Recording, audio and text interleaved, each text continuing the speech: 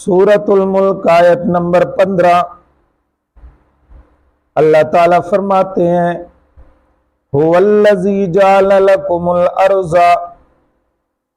ये सूरह मुल्क के दावे पर 7वीं दलील पेश की जा रही है।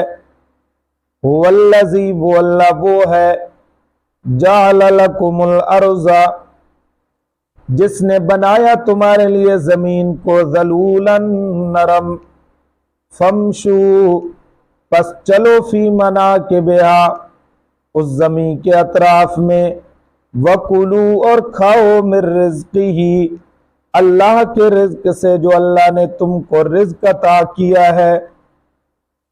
व इलैहिन नुशूर, और खा पी कर ये भी याद रखो कि उसी की तरफ उठना है।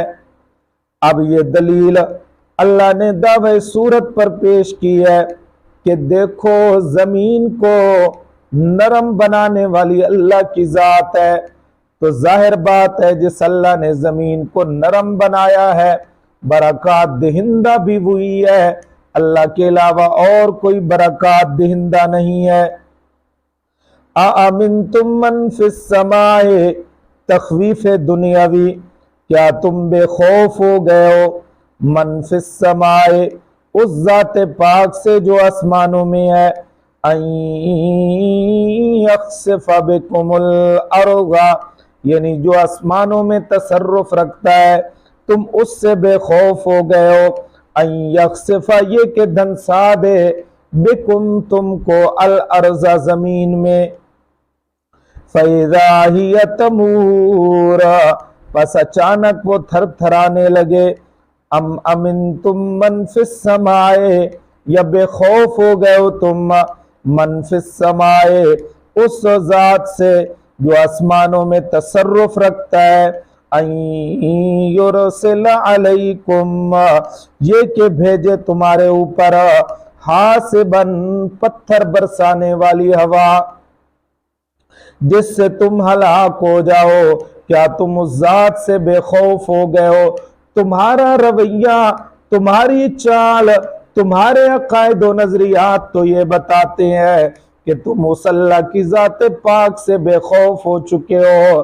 क्योंकि अगर तुम्हारे दिल में अल्लाह की जात का खौफ होता तो कभी भी अल्लाह के साथ किसी को शरीक न ठहराते। फसौफ तअलमून कैफ नज़ीर, पस अनकरीब तुम जान लोगे।